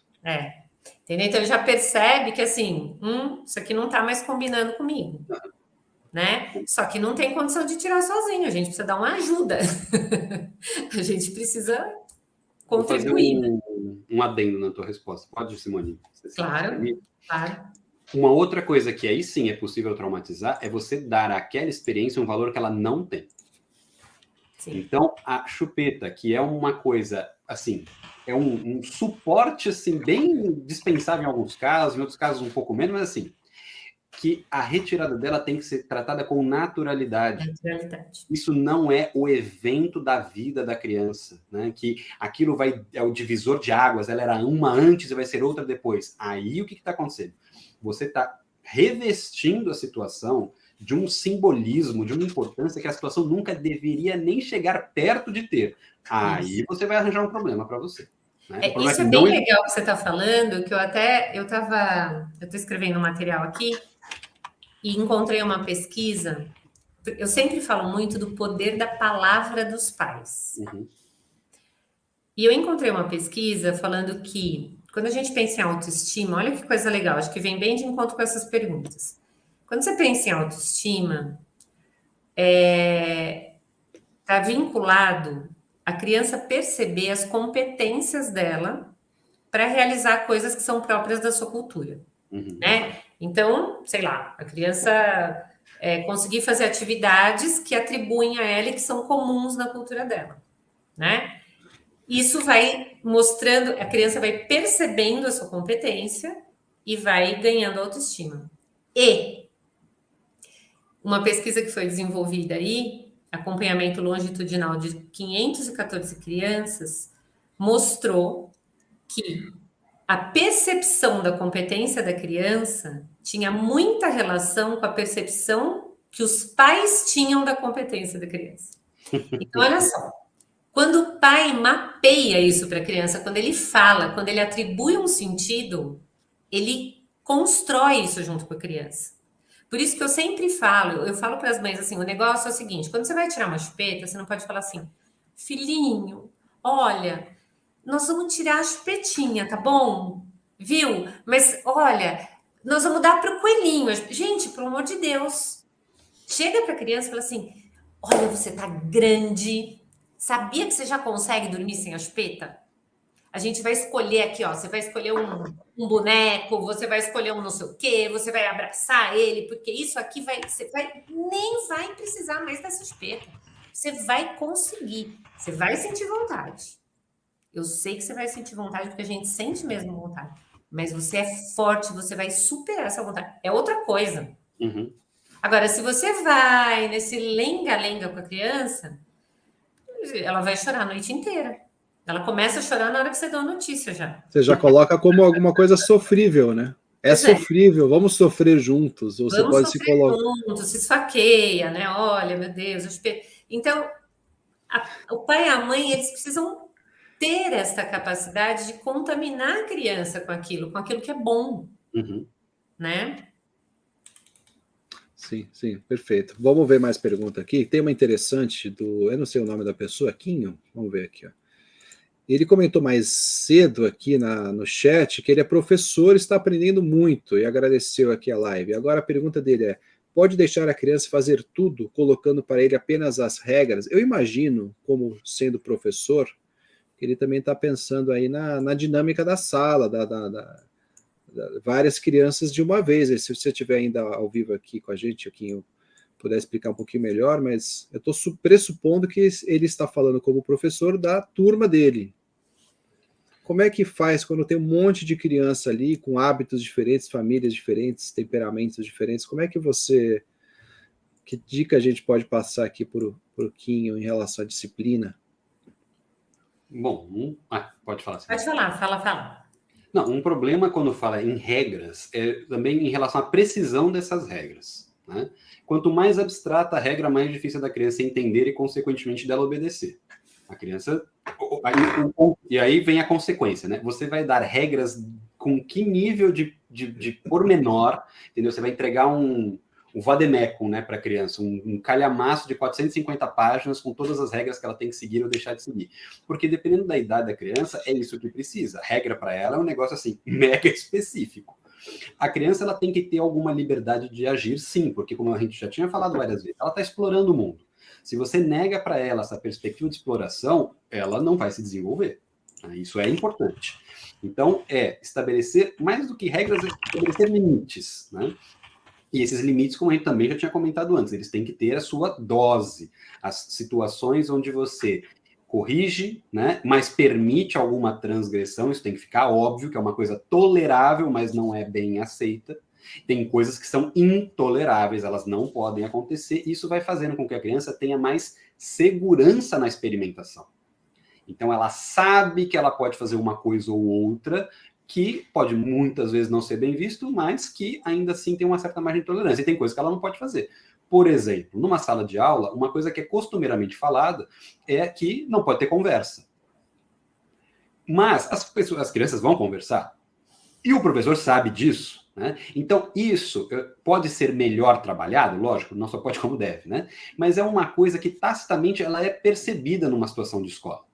Você pode falar um pouco, se for muito curto, o professor não vai nem chamar atenção, ele vai chamar a atenção 1, 2, 3 vezes antes de fazer alguma coisa mais séria. Agora, se você pegar a carteira e jogar na cara do teu amiguinho, certamente aquilo vai causar um rebuliço, entendeu? Isso acontece de forma relativamente natural, porque crianças que estão na escola, até o ponto delas terem ideia de fazer isso, já estão mais ou menos familiarizadas com o funcionamento da escola, né? E criança é esperta. Se ela tiver a fim de testar o limite, ela vai até o limite do impossível. Ela vai até o limite máximo que ela sabe que não dá nenhuma consequência séria e ela faz, né? Se ela tiver disposta, tiver a fim de testar, é um inferno. Ela vai testar. E você tem que ter essa certeza, essa segurança de ação, inclusive. Eu sei que eu tolero isso aqui até aqui. Depois daqui eu sei que eu não tolero, então eu já tenho que me preparar para isso. Tudo isso vai facilitando essa experiência em conjunto. Porque o problema é justamente perder o controle, né? Quando você está numa situação de ter que lidar com 1, 2, 10, 15, 20 crianças, perder o controle não é uma alternativa. Você tem que ter um controle todo. E nessa, né, o seu limite, inclusive. Em sala de aula, assim, quem já trabalhou em sala de aula deve ter visto esse tipo de coisa. Parece que as crianças se unem para tentar tirar a autoridade do professor, né? Parece que é um desafio ali. Depende da idade. Sim. Depende da idade. Dependendo da idade, funciona super bem. Quando eles são menores, você consegue orientar mais fácil, Sim. por incrível que pareça. Então, se você dá sei lá, por exemplo, né? Tô pensando em coisas muito práticas aqui. Se você chega no final do dia e fala assim, ó, agora a gente vai arrumar a sala. Então, todo mundo vai colocar as cadeirinhas no lugar, juntar papelzinho que tem no chão. Eles adoram, eles vão fazendo isso assim, é uma missão. entendeu? Então, dependendo da idade, se você vai criando esse hábito, super funciona, né? E um corrige o outro. Tem mais essa. Se alguém não põe a cadeira direito, o outro fala assim: a sua tá torta. Né? A tua não ficou bem. Ou então fala: pronto, a dele tá, a dele tá torta. Né? Então aí a gente vai ajudando para que eles se ajudem ali e alcancem o objetivo. Né? Então tudo depende muito da idade das crianças e da situação que esse professor está falando. Né? Então, eu enxergo que é possível dar uma liberdade, sim, dando orientações claras, mas depende da idade e do tipo de atividade que ele está pensando em fazer. Sim. Né? Eu, como já lidava com sala de aula de crianças um pouco maiores, eu já tenho a técnica da pedagogia combativa. Estava do Fundamental 2 até o final do ensino médio, aí é outra emoção. Aí é. Um amigo meu disse para mim, quando eu fui dar a primeira aula, ele falou: a regra é a seguinte, você entra com cara de raiva e sai com cara de ódio. Nossa! Porque pelo menos você estabelece o limite ali no começo. Depois você lida, mas no começo é importante. Funcionou no meu caso. Legal. Bom, tem mais uma pergunta aqui, ó. Esse aqui é interessante. Depois eu vou fazer uma pergunta para a Simone. Ó. Qual o tipo de castigo, digamos, adequado que se pode dar para cada faixa etária? Aqui, né, pressupondo que você vai usar a estratégia de castigo, né? Que não é obrigatório usar a estratégia de dar castigos, né? Então, já coloquei duas perguntas, né? Existe alternativa aí para os castigos? Qual seria? E no caso de dar castigos, existe castigo adequado por idade? Então, olha, eu falo o seguinte, que se você pensa numa punição, num castigo, que ele seja consequência do mau ato. Né? Então, eu acho que é a melhor saída. Então, sei lá, por exemplo, você tem uma criança, vou dar um exemplo de criança pequena. Você tem uma criança lá que joga areia no amigo, né? Ele tá no tanque de areia, ele joga areia. Você corrigiu, você explicou, não pode jogar, machuca, tal. Não vamos jogar, tá combinado, tá combinado. Ele vai lá e joga. Então, ele brinca fora da areia. Olha, você brinca fora da areia porque você não está conseguindo se controlar lá dentro. Eu quero brincar na areia. Você vai segurar a sua mão? Né? Então, assim, essa coisa dele sentir a consequência do mau ato. Quer dizer, se eu não consigo estar junto, eu vou ficar separada, né? Agora, essas coisas de castigo, assim, especialmente quando não acontece na hora, né? Olha, ele jogou areia na criança lá na escola e chega lá em casa, a mãe fala assim, vai ficar sem brincar, ou vai ficar sem o jogo, vai ficar sem o não sei o quê.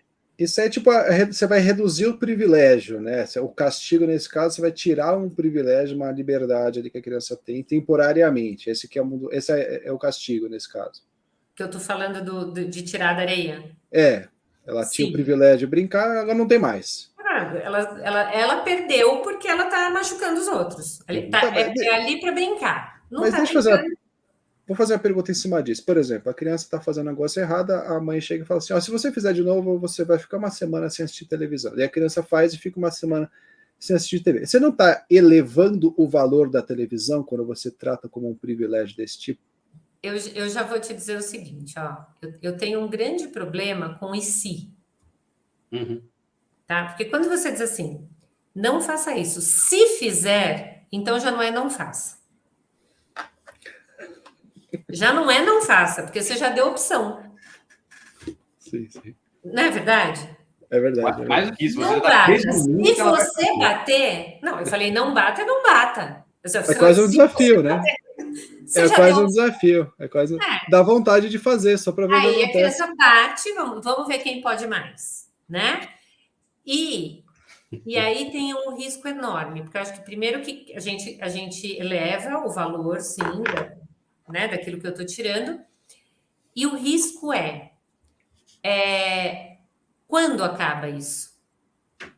Porque a criança depois, ela pode acontecer dela cometer o mesmo erro. Sim. O que os pais fazem, eles vão escalando. Então, ficou uma semana, agora vai ficar 2, agora vai ficar 3, daqui a pouco o cara tá sem televisão já. Na verdade, você fez um belo serviço. Você eliminou a tela da vida da pessoa. Entendeu? Então, assim, não faz sentido isso. A consequência, a punição, o castigo, tal, precisa ser proporcional. Uhum. Eu acho que ele precisa ser educativo. Quando que é educativo? Quando está estritamente vinculado a uma consequência. É consequência do mau ato. Aí ele é educativo. Tá? Aí eu não acho que é ruim quando a criança sofre a consequência daquele ato mal que ela cometeu. Agora, quando você pega uma coisa absolutamente aleatória para punir a criança, eu acho que você cria um vício naquilo. Né? Assim como também é um vício, e as pessoas fazem isso com muita frequência, é falar assim: se você comer tudo, você ganha tal coisa. Se você obedecer, eu te levo passear. Se você. Então, veja só, eu tenho casos que eu oriento a família que a criança com 9 anos, tudo que ela vai fazer, ela quer saber o que ela ganha com isso. Uhum. E, na verdade, quando eu ensino um valor para a criança, ela precisa fazer porque aquilo é bom. Sim.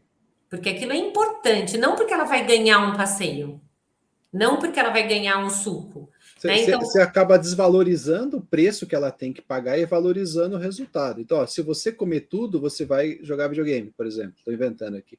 Então, ela desvalorizou o prazer da comida e aumentou o valor, hipervalorizou aí o valor do videogame, aqui no caso. Então, você acaba fazendo 2 maus de uma vez só, né? 2 maus de uma vez só. E eu diria ainda um terceiro, que é assim, você não potencializa a força da criança, a capacidade da criança. Porque ela precisa ser capaz das coisas, independente do que ela vai ganhar. Uhum. Né? Então, assim, a gente precisa apostar, investir nesse potencial da criança. É esse o potencial que os pais não estão investindo, não estão enxergando. Eles não enxergam mais. Parece que as coisas só vão acontecer com prêmios ou com castigos. Mas não porque a criança conquistou a habilidade de fazer uma coisa boa. Porque, olha, você conseguiu, você foi capaz. Isto é um prêmio.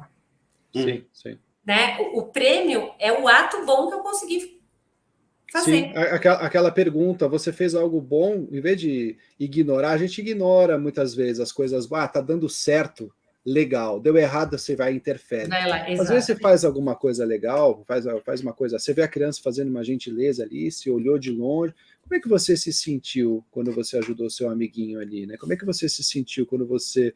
hoje você escovou o dente, tomou banho, fez tudo certo. Como é que você se sentiu, né? Não precisando de eu lembrar. Isso eu acho que é uma coisa muito interessante de fazer, né? Conversar com a criança e mostrar, puxa, eu reconhecer ali as capacidades que ela demonstrou no dia, né? Então... além de você ver como ela se sentiu, você atribui um valor para isso. Porque a gente precisa lembrar o seguinte, para a criança é muito importante ela perceber que os pais estão valorizando aquele comportamento dela. Então, a gente...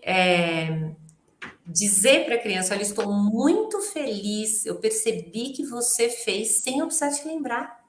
Nossa, que bacana, né? Olha que bom que você está crescendo, que você está conquistando, porque isso vai para além do sentimento, sabe? Porque a gente precisa tomar um pouco de cuidado. Crianças não são boas, tá? Todos nós nascemos com pecado original. Então, a gente é do peru, a gente é ruinzinho. Então, às vezes você fala assim, como que você se sentiu? A criança fala assim, normal. Uhum. Normal. Então, mesmo que ela não sentiu, é bom. Porque a coisa não é boa só quando eu sinto que é boa. Boa quando é boa. Tem uma objetividade. Aí você fala, você não normal, mas para mim não, para mim eu fiquei feliz. Olha, foi muito bom. Nossa, você não impacto, percebeu, né? você não sentiu isso, mas olha, foi muito bom isso que você fez. Mais do que isso, não gostei. não importa, faça mesmo assim. Ai, eu não gostei. Olha, eu fiquei com preguiça. Puxa, mas olha, que bom que você venceu sua preguiça. Que bom que você venceu a preguiça. Foi Sim, muito sim, sim. bom. Sim. Né? Então, essa coisa, porque o valor tá aí, né? A gente precisa tirar um pouco o pessoal do sentimento, porque senão a gente fica refém, né? Refém desse. E existe também, aí eu vou colocar, dar um aspecto diferente, não sei se as pessoas já pararam para pensar, mas existe alguns casos de que a bronca é a recompensa da criança. Em que situações isso acontece? Quando ela costuma ser ignorada. Daquela criança que está ali, o pai não dá bronca, não dá afeto, a mãe não. Está ali, está vivendo ali na casa junto, estão morando juntos, né? E ocorre que a criança busca, para ela é uma recompensa levar uma bronca, porque pelo menos ela recebeu um pouco de atenção. Isso você vê bastante, Simone, no Bastante. seu consultório. Bastante. A criança, ela é o que eu estou dizendo, né? A tendência da criança é essa. Ela não sabe o que é certo e o que é errado. Então, ela vai fazendo, ela vai agindo, né? E se ela chama atenção sempre que ela faz alguma coisa errada e não acontece isso naturalmente no dia a dia, nas situações corriqueiras do dia, ela não chama atenção, mas chama atenção quando ela está agindo mal, isso se torna um alimento para essa má ação, né? Porque pelo menos ela está no centro. Sim. Pelo menos ela ocupou um lugar de importância. E uma coisa que é até contraintuitiva é crianças que têm tudo também fazem isso. Porque ela percebe que o fato dela ter tudo que ela pede é um tipo de indiferença da parte dos pais. Porque não tem a orientação que é o que ela precisa. É aquela questão da necessidade do desejo. O que a criança precisa de verdade é orientação. Então, a criança que tem tudo e que não tem nada estão muito próximas, apesar de parecer muito distantes. Porque é negligência dos dois jeitos, né? Exato. É negligência dos dois jeitos, para mais e para menos, mas é negligência. Então, isso é. Olha, eu vou fazer aquele comentário que eu vejo muito na internet. O ruim dessa live é que ela tem que acabar, né? Porque o assunto esse assunto é muito legal e a conversa está muito boa. Mas eu vi que o pessoal está mandando menos perguntas, vocês estão cansados, vocês estão reflexivos, estão tristes, estão se sentindo fracassados como pais. Isso é um bom sentimento, né, Gonzaga? Essa sensação de, puxa, eu poderia fazer melhor. Essa é uma das melhores sensações, né, que o pai pode ter. É um bom começo, certamente, né? Isso não pode ficar só naquela autoflagelação contínua que não gera nada, né? Isso aí tem que servir para alguma coisa. Eu costumo falar que os bons pais se sentem. Uma mãe boa se sente uma mãe má o tempo todo. Ela fala, poxa, eu sempre posso fazer um pouco melhor. Isso é um sinal positivo. E aquela que fala, eu sou Nossa, eu sou pai. ótimo. Eu sou o melhor pai do mundo. Eu falo, ixi, meu Deus, está deixando passar um monte de coisa, porque não é para ser fácil, não é para ser confortável, é para ser ruim. Não vou dizer ruim, eu ia falar que é para ser ruim, mas não, é para ser difícil. Uma vez eu estava numa discussão com o pessoal que estava estudando educação, né? E o casal que estava lá disse, nós fomos os melhores pais, né? Eu falei, tentei entender, né, o que eles estavam querendo dizer. Eu falei, vocês estão querendo dizer que dentro da medida do possível, né, de vocês fizeram o máximo que puderam, né? O que já é uma percepção difícil de ter, mas tudo bem. Não, a gente fez o melhor que dava para ter feito. Eu falei, bom, eu não sei o que vocês fizeram, mas eu já sei que não foi. Não preciso entrar muito no mérito. Não, a gente erra demais, né, gente? Com certeza. Erra demais, não tem jeito. Você olha e fala, putz. E essa questão de bolar uma estratégia, né? Tá funcionando tal estratégia com meu filho. Vai funcionar um tempo, depois você vai ter que mudar a estratégia. Até o jogo dos hábitos lá que eu coloquei, que ajuda muito nessa questão de formação de hábitos em casa, especialmente em criança pequena, eu escrevo lá, até 8 anos. Por que não funciona com 9 anos, com 10 anos? Porque muda. A criança muda a maneira de perceber as recompensas, ela já percebe coisas que ela não percebia antes, não funciona mais, simplesmente. Então, assim, a mesma estratégia não funciona sempre. Descobrir uma fórmula mágica aqui para educar a criança. Não funciona. É muito engraçado, porque as mães falam assim, nossa, ele deve ter visto algum amigo na escola fazer tal coisa, porque ele nunca fez isso. E agora ele está fazendo. Aí você fala assim, mas qual a idade dele? 3 anos. Fala assim, mas nunca fez, porque ele só viveu 3 anos. Normal, né? Ele ainda vai fazer tanta coisa que ele nunca fez, porque eles vão ganhando outra percepção do mundo, vão ganhando outras capacidades, outras habilidades, né? E vão querer A testar. criança muda o tempo todo. Você lembrou de uma anedota aqui que tem um pouco a ver com essa questão de ser muito jovem, né? Meu filho, quando eu tinha 7 anos, estava jogando xadrez com meu pai, e ele fez uma abertura lá, e eu falei para ele, escolhe outra, meu pai joga isso há 30 anos, você começou agora. Mas ele jogou há 30 anos, mas eu jogo a minha vida inteira, ele falou assim.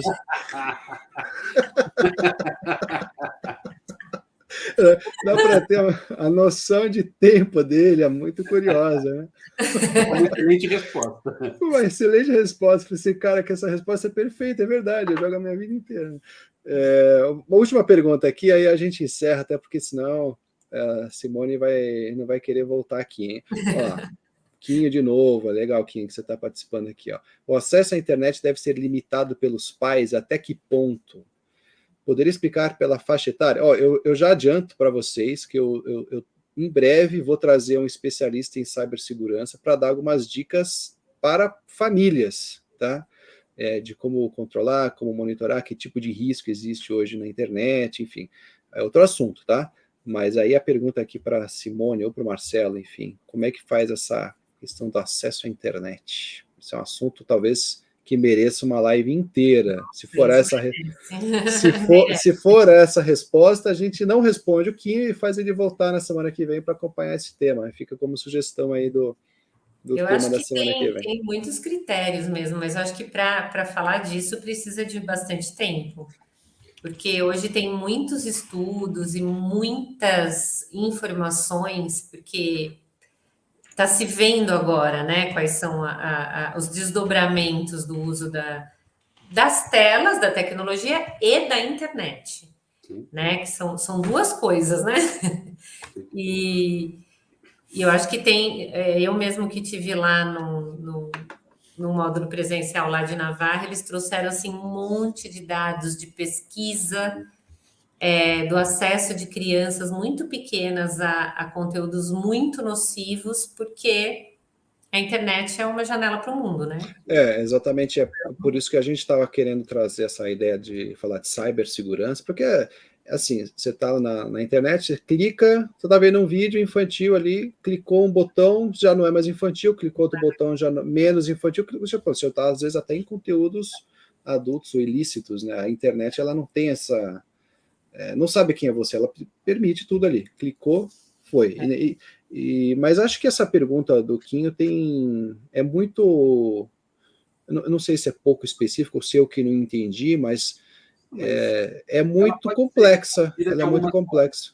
Por exemplo, a primeira parte, ela deve ser limitada pelos pais? A resposta rápida é que, obviamente, sim. Não existe isso.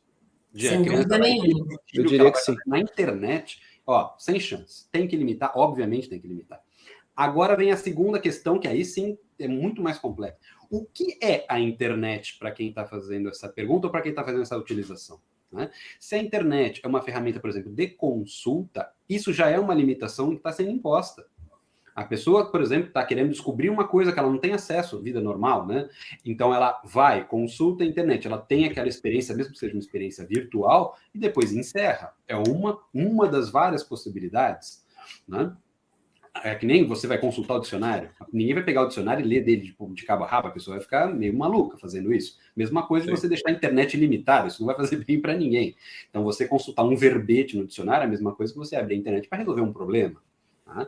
Agora, se a internet, para quem está lidando com isso, está fazendo essa pergunta, é fonte ilimitada de entretenimento, aí, gente, tem que ser muito, muito limitado. Muito limitado. Sim. Até porque pesquisa pontual tem que ser limitada, porque entrar aí é difícil.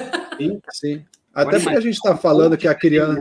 definido aí, a criança nem consegue se controlar ali, ela precisa fisicamente, às vezes, ser contida ou sai quebrando as coisas pela casa, como a Simone falou. Imagina, né, colocar ali a entretenimento ilimitado, a chance de aquilo não dar errado é muito alta, né? Tem que lembrar, né, os grandes gurus aí da tecnologia, né? Bill Gates, essa turma toda, eles não dão celular para as crianças. Não deixam os filhos acessarem. Os próprios filhos não usam. E é só a gente se olhar, sabe? É só a gente se olhar. Eu acho muito simples assim, você se olha. Porque quando você pega, você vai fazer uma pesquisa, eu trabalho muito com pesquisa na internet. Gente, eu gasto, às vezes eu falo, meu, que saudade da enciclopédia, entendeu? Porque você, tudo bem, você gastava, você tinha um trabalho braçal, mas você não dispersava. Sim.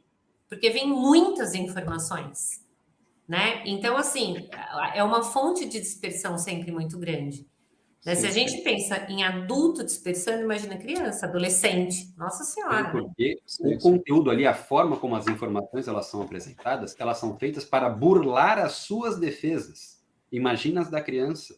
Elas são feitas de propósito para que você consuma conteúdo um atrás do outro sem parar, porque aquilo vai levando... que seja gasto de dinheiro, de atenção, de visualização, não importa.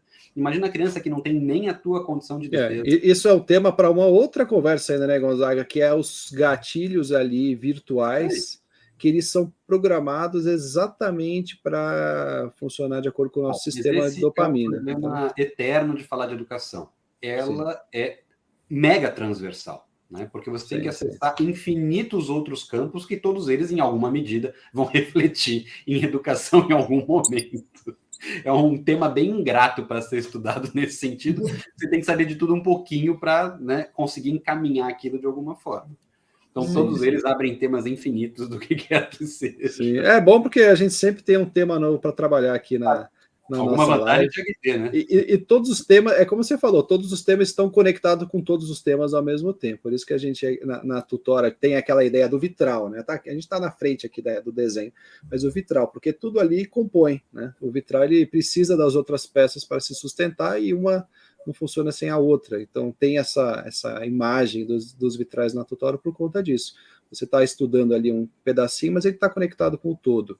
Na hora que você afasta de novo, você vê o todo de novo. Então, a gente entra em cada assunto, cada live a gente entra ali no pedacinho, quando você sai daquele assunto, você já está vendo o todo um pouco melhor, entendendo a educação integral de uma maneira melhor. Então, já está tarde, eu queria agradecer muito a Simone, foi uma conversa muito divertida, muito boa. Repito aqui que eu admiro muito o seu trabalho, você sabe disso, então agradecer a sua participação aqui, e Gonzaga sempre participando aqui, contribuindo sempre. Então, acho que é isso. Palavras finais aí. Participar aqui, obrigado, viu? Gostei muito do convite, gostei muito de conhecer o Gonzaga. Muito obrigado. Conversa muito boa. Foi um prazer imenso conversar com você. O Maurício eu não vou agradecer, porque o Maurício já está abusando de mim, né? Já está querendo passar responsabilidade, já está virando... Exatamente. Fala a mãe, né? Fala, já cresceu. Às vezes as pessoas me perguntam, Maurício, você sabe tanta coisa de educação, por que você não grava um curso? Eu respondo, porque tudo que eu sei, eu conheço alguém que sabe mais do que eu. Então, por que eu vou gravar um curso? Eu posso chamar o Gonzaga, posso chamar a Simone, posso chamar o Mauro Keller. Sempre tem alguém que sabe mais do que eu em qualquer assunto que eu penso. Então, eu prefiro convidar vocês do que ficar falando aqui e correr o risco de falar besteira. Então, para mim, faz sentido, sempre assim, tá bom? Você quer que eu corra o risco no teu lugar, né? Tudo bem. Com certeza. Eu acho que é mais sábio fazer isso. Então tá bom. Agradecer também aqui a audiência de todo mundo. A pessoa já está saindo, já está um pouco tarde, mas é isso. Agradecendo a todos que estão aqui conosco nesse momento e até a próxima. Semana que vem faremos outro. Valeu, Simone. Obrigado, Marcelo. Tchau, tchau. Tchau, boa noite.